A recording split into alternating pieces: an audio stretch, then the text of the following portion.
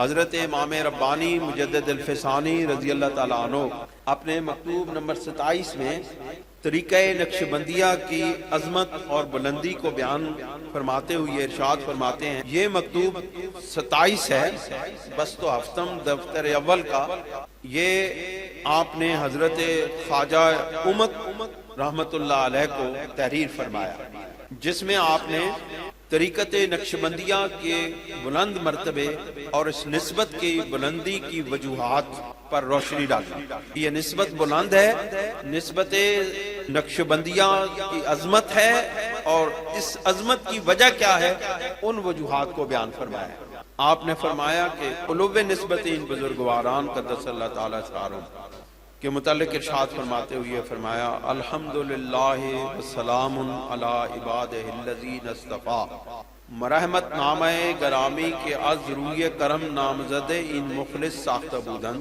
آپ نے فرمایا آپ کا ایک مرحمت نامہ جو اس بندے ناچیز کی طرف لکھا گیا، اس مخلص بندے کی طرف بھیجا گیا، بورود آن مبتہج و مسرور گردید، کہ جس وقت وہ مکتوب شریف مجھے ملا، اس بندے مخلص ناچیز بندے کو حضرت امام ربانی فرماتے ہیں، جب وہ مجھے ملا تو میں اس سے بہت خوش ہوا اور بہت دل باغ باغ ہو گیا۔ سلامت باشن، آپ سلامت رہیں، امی خواہد کے تصدیع ایشان بدہد۔ اس مکتوب کے جواب میں میں آپ کے زیادہ درد سری نہیں کروں گا۔ آپ دیکھیں ان حضرات کے کیا کمالات ہیں، کتنی عاجزی اور انکساری ہے، کہ آپ کی تحریر کے اندر کتنی عاجزی اور انکساری ہے۔ نمی خواہد کے تصدیع ایشان بدہد، میں نہیں چاہتا کہ میں اس کی وجہ سے آپ کے درد سری کا باعث کروں، بغیر آن کے مداحیہ این سلسلہ علیہ نقشبندیہ نمایت، اس کے سوا اور کوئی میری غرض نہیں ہے کہ میں سلسلہ عالیہ نقشبندیہ کی مداحی اور تعریف بیان کروں۔ آپ فرماتے ہیں، مخدومہ، اے میرے مخدوم، در عبارات اکابر این سلسلہ علیہ قدس اللہ تعالی اسرارہم واقع شدہ۔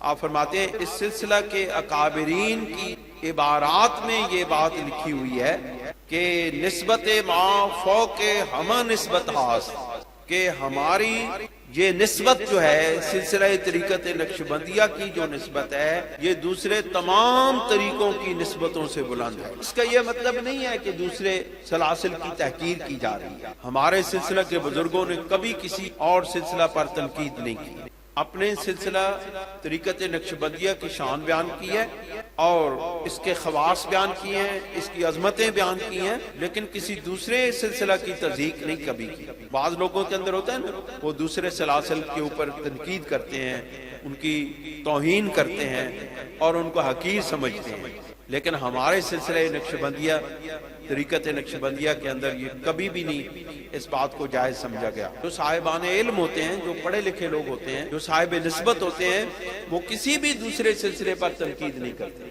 آپ کو 20-22 سال کا عرصہ ہو گیا میرے ساتھ گزارتے ہوئے، کبھی مجھے کسی اور سلسلے پر تنقید کرتے ہوئے کبھی آپ نے سنا ہو تو آپ مجھے بتائیں۔ ہم نے ہمیشہ دوسرے سلاسل طریقت کے بزرگوں کو ادب و احترام کی نگاہ سے دیکھا ہے۔ اس کی وجہ یہ ہے کہ وہ بھی اللہ کے واصل ہیں اور اللہ کے واصل کرنے والے ہیں، وہ بھی اللہ کے مقرب بندے ہیں اور اللہ کا قرب دینے والے ہیں۔ اللہ تک پہنچنے کے طریقے الگ ہیں لیکن حقیقت ایک ہی ہے۔ آپ پھر فرماتے ہیں کہ اس کی پھر وجہ بیان کرتے ہوئے کہتے ہیں کہ نسبت ما فوق ہمہ نسبت ہاس، کہ ہماری نسبت جو طریقت نقشبندیہ کی نسبت ہے یہ باقی تمام نسبتوں سے بلند ہے۔ وجہ کیا ہے؟ از نسبت حضور و آگاہی خواستان، کہ اس نسبت کے اندر اللہ رب العزت کی حضوری اور آگاہی کی چاہت ہوتی ہے، یعنی اس نسبت نقشبندیہ کے اندر چاہت ہوتی ہے اور اس بات کو چاہا جاتا ہے کہ اللہ رب العزت کی بارگاہ میں حضور اور آگاہی حاصل ہے۔ اور حضوری کیا ہے؟ حضوری کہتے ہیں حاضر ہونے کو، حضوری کہتے ہیں حاضری کو، اور حاضری کہتے ہیں شہادت کو، اور حضوری کا اور شہادت کا مطلب ہے کسی کو دیکھ لینا، کسی کی بارگاہ میں اس طرح پہنچنا کہ اس کو دیکھ لیا جائے، اس کو حضوری کہتے ہیں۔ آپ فرماتے ہیں حضوری کے نزد ایشان معتبر است، حضور بے غیبت است، آپ فرماتے ہیں ان ہستیوں کے نزدیک وہ حضوری معتبر ہے جس حضوری میں غیبت نہ ہو. غیبت کہتے ہیں کس چیز کا؟ غیر حاضر ہو جانا اور اس مقام سے اوجل ہو جانا، غیب سے غیبت ہے. آپ فرماتے ہیں کہ یہ وہ حضوری ہے جس کے اندر غیبت کا تصور موجود نہیں ہے. یہ حضور بے غیبت ہے، بے غیب حضوری ہے کہ تعبیر اذان بیاداشت نمودان کہ اس حضور بے غیبت کو جو سلسلہ طریقت نقشبندیہ میں اس کو اصطلاحی طور پر یاداشت کے نام سے جانا جاتا ہے. یاداشت جس طرح نظر بر قدم، سفر در وطن، خلوت در انجمن، اسی طرح یاداشت یہ بھی طریقت نقشبندیہ کے 11 نکات میں سے ایک نکتہ ہے. یاداشت کا مطلب ہے کہ ایک ایسی یاد کہ جو یاد کبھی بھولے نہیں، کہ بفہم قاصر این فقیر قرار یافتہ. آپ فرماتے ہیں پس نسبت این عزیزان عبارت از یاداشت باشد. پس ان بزرگوں کے نزدیک یہ جو یاداشت ہے یہ اس بات سے عبارت ہوگی کہ ان کی نسبت جو ہے یاداشت سے عبارت ہوگی، یعنی حضور بے غیبت سے عبارت ہوگی. وہ یاداشت کہ بفہم قاصر این فقیر قرار یافتہ است مبنی برین تفصیل است. آپ فرماتے ہیں کہ یاداشت جو اس فقیر کے نزدیک اس کی تفصیل اس طرح ہے. آپ فرماتے ہیں کہ تجلی ذاتی عبارت از حضور حضرت ذات است. آپ فرماتے ہیں کہ میں اب اس کی یاداشت کی تفصیل بیان کر رہا ہوں، یعنی سرکار امام ربانی اس کی تفصیل بیان کرتے ہوئے فرماتے ہیں کہ اللہ رب العزت کی ذاتی تجلی جو ہے وہ اس بات سے عبارت ہے کہ حضور حضرت ذات، جو حضور حضرت ذات سے عبارت ہے، یعنی اللہ رب العزت کی ذات بابرکات کے بارگاہ کے اندر حاضری سے جو عبارت ہے اس تجلی کو تجلی ذاتی کہتے ہیں.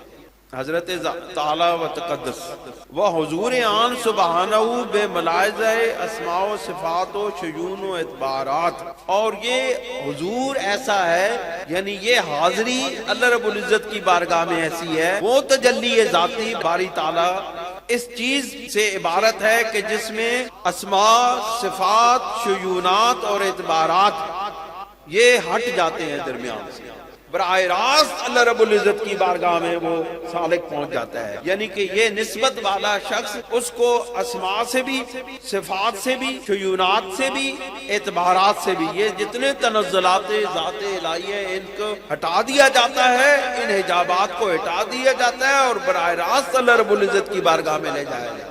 یہ نسبت نقشبندیہ ہے. آپ فرماتے ہیں حقیقی نقشبندی نسبت یہ ہے کہ جب یہ صفات بھی ہٹ جائیں، اسماء بھی ہٹ جائیں اور شیونات اور اعتبارات بھی ہٹ جائیں، صرف ذات رہ جائے اور بندہ رہ جائے. آپ فرماتے ہیں کہ بان تجلی رہبر کی گفتان، یعنی جب اسماء اور صفات کو درمیان سے ہٹا کر کے جو حضور عطا ہوتا ہے اس کو تجلی برقی کہتے ہیں، یعنی ایک لمحے کے لیے، ایک لمحے کے لیے جس طرح بجلی چمکتی ہے اس طرح اللہ رب العزت کا جلوہ جب ان اسماء اور صفات کو ایک لمحے کے لیے ہٹا دیا جاتا ہے تو اللہ رب العزت کی ذات کا ایک جلوہ چمکتا ہے، ایک تجلی چمکتی ہے اور پھر یہ صفات اور اسماء سامنے کر دیے جاتے ہیں اور وہ تجلی الہی چھپ جاتی ہے. اس کو تجلی برقی کہتے ہیں کہ بجلی کی طرح چمکا اور پھر اسماء اور صفات کے ساتھ حجابات سامنے آ گئے. اس کو تجلی برقی کہتے ہیں. یہ حضور ایسا ہے جو دوسرے لوگوں کا ہے، یعنی لمحے یسیر ارتفاع شنیون و اعتبارات متحقق می شود کہ ایک تھوڑے سے لمحے کے لیے، ایک بڑے قلیل لمحے کے لیے شیونات و اعتبارات اور اسماء و صفات کا ارتفاع ہوتا ہے، یعنی ان کو ہٹایا جاتا ہے، ان کو سامنے سے یوں کر کے ہٹا دیتے ہیں. ایک لمحے کے لیے یوں ہٹایا، تجلی پڑی، پھر وہ واپس پردہ سامنے آ گیا. آپ فرماتے ہیں وہ ایک لمحے کے لیے جو ہٹائے جاتے ہیں پردے درمیان میں سے اس کو تجلی ذاتی کہتے ہیں. وہ بعض در پردہ شیون و اعتبار متواری می گردد، اور پھر واپس لوٹا کے ان شیونات و اعتبار کے پردے میں اس کو چھپا دیا جاتا ہے. یعنی چہرے الہی ایک لمحے کے لیے اس کی تجلی ہٹتی ہے، شجونات و اعتبارات کو ذات کے سامنے سے ہٹاتے ہیں، جب تجلی سے لوگ جو سالک ہوتے ہیں وہ مستفیض ہوتے ہیں، پھر وہ تجلی سامنے کر دیں گے، بس اتنی سی بات ہے۔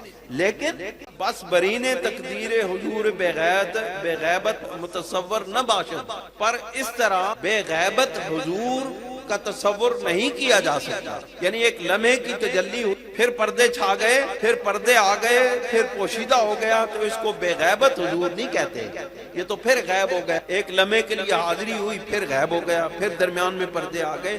آپ فرماتے ہیں اس کو حضور بے غیبت نہیں کہتے، نسبت نقش بندیہ تو حضور بے غیبت کو چاہتی ہے۔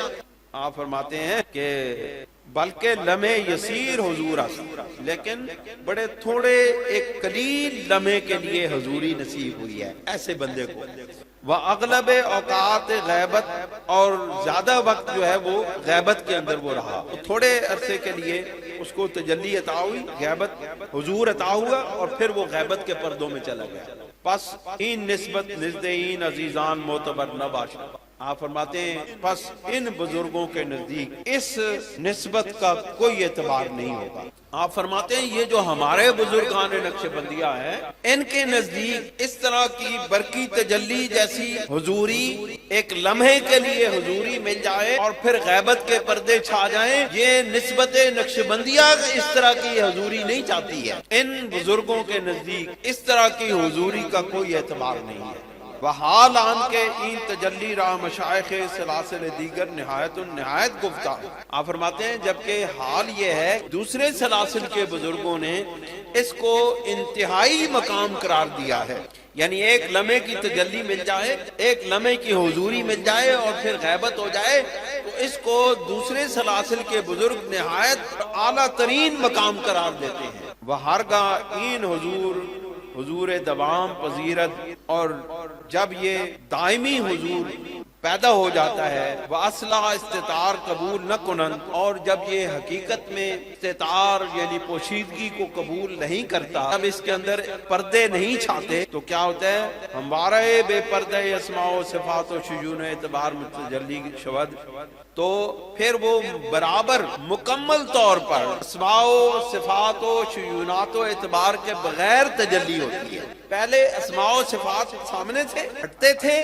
تو تجلی ہو جاتی تھی، پھر سامنے آتے تھے تو تجلی ختم ہو جاتی تھی، لیکن ان بزرگوں کے نزدیک اسماء و صفات و شیونات و اعتبار مکمل طور پر ہٹ جاتے ہیں تو ان کو بے پردہ تجلی عطا ہو جاتی ہے۔ حضور بے غیبت خواہد بود، حضور بے غیبت خواہد بود کہ یہ پھر حضور بے غیبت ہو جائے گا، بے غیب حضور، یعنی اب چھپنے والی بات نہیں ہے، اب جو کچھ بھی ہے آنکھوں کے سامنے ہے۔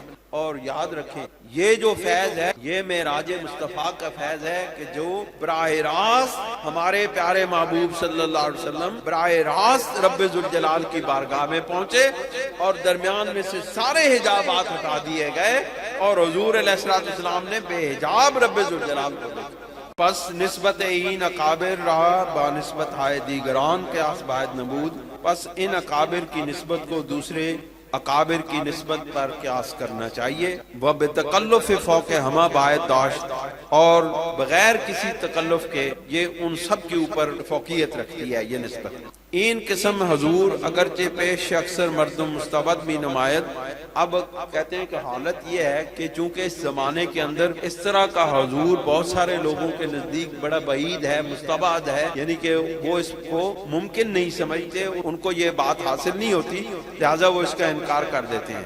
ہنیئن لارباب النعیم نعیم نعیمہا، آپ فرماتے ہیں کہ جنت کی نعمتیں اہل جنت کو مبارک ہوں، وَلِلْعَاشِقِ الْمِسْكِينِ مَا يَتَجَرَّعُ، اور عاشق مسکین جو ہے اس کے لیے غم پینا ہی باقی رہ گیا ہے۔ این نسبت علیہ بر نہج غرابت پیدا کرداست، آپ فرماتے ہیں کہ اس زمانے کے اندر یہ نسبت اتنی ناپید ہو گئی ہے، نسبت نقشبندیہ اتنی ناپید ہو چکی ہے کہ اگر فرزن پیش ارباب ہمین سلسلہ بزرگ گفتہ شود یحتمل کہ اکثر آنہا در مقام انکار آئیں، کہ اس طرح ہو گئی ہے کہ اگر اس سلسلے کے بزرگوں کے اندر بھی اس نسبت کو بیان کیا جائے تو ہو سکتا ہے اس بات کا احتمال ہے کہ وہ بھی اس کا انکار کر دیں، کہ طریقت نقشبندیہ کی نسبت میں آنے والوں کو بھی یہ حضور بے غیبت حاصل نہیں ہو رہا. موجودہ زمانے میں اتنی دوری ہو گئی ہے, اتنی نسبت کمزور ہو گئی ہے کہ ان کو بھی یہ نسبت حاصل نہیں ہو رہی, حضور بے غیبت حاصل نہیں ہو رہا, لہذا وہ بھی انکار کر دیں گے. لیکن آپ فرماتے ہیں کہ وبا در نہ دارن, اور وہ اس کے اوپر یقین نہیں کریں گے. نسبت کہ الحال درمیان اربابین خانوادہ بزرگ متعارف شدہ, اس نسبت کے اوپر کہ جو اس خانوادہ یعنی سلسلہ نقشبندیہ کے بزرگوں کے اندر متعارف ہو چکی ہے, عبارت از حضور حق است, جو کہ حق تعالی کے حضور سے عبارت ہے. سبحانہ و شہود او تعالی بر وجہ کہ از وصف شاہد و مشہود منزہ باشد, اور اللہ تعالیٰ کا شہود اس طرح کہ جو شاہد اور مشہود سے منزہ ہے, یعنی جہاں پہ شاہد بھی نہیں ہے اور مشہود بھی نہیں ہے. شاہد کہتے ہیں دیکھنے والوں کو, حاضر کو, مشہود جس کو دیکھا جائے کہتے ہیں وہ بھی نہیں ہے. یعنی آج کل جو ہے اس نسبت کو اس طرح سمجھا جاتا ہے کہ جب شاہد بھی نہ رہے اور مشہود بھی نہ رہے, یہ دونوں چیزوں کا وجود اگر نہ رہے تو اس کو سمجھتے ہیں ہمیں وہ نسبت عطا ہو گئی ہے. یا پھر یہ ہوتا ہے کہ وتوجہ از معرہ از جہات ستہ, اور یہ ہے کہ جو کوئی شخص 6 جہتوں سے, یعنی 6 جہتیں ہیں نا پل, اوپر نیچے دائیں بائیں آگے پیچھے 6 نسبتیں, کہتے ہیں جو لوگ ان 6 نسبتوں سے نکل جاتے ہیں وہ یہ سمجھتے ہیں کہ ہم بھی بڑی صاحب نسبت ہو گئے, حالانکہ یہ حضور نہیں ہے. اگرچہ جہت فوق متوہم باشد, اگرچہ اوپر والی نسبت کا وہم ہوتا ہے, وہ بظاہر دوام پذیرت, اور وہ ظاہری طور پر اس کو دائمی حیثیت حاصل ہو جاتی ہے. وہیں نسبت در مقام جذبہ فقط نیز متحقق بھی گردد. آپ فرماتے ہیں یہ نسبت نقشبندیہ مجدیہ صرف مقام جذبہ پر متحقق ہوتی ہے, اور مقام جذبہ کیا ہے؟ عشق و محبت. جب تک عشق و محبت نہ ہو یہ نسبت نہیں ملتی. بخلاف یاداشت وہ فوقیت آن را وجہ ظاہر نیست, اور اس کی ایک طرح سے فوقیت ظاہر نہیں ہے بخلاف یاداشت کے مقابلے میں.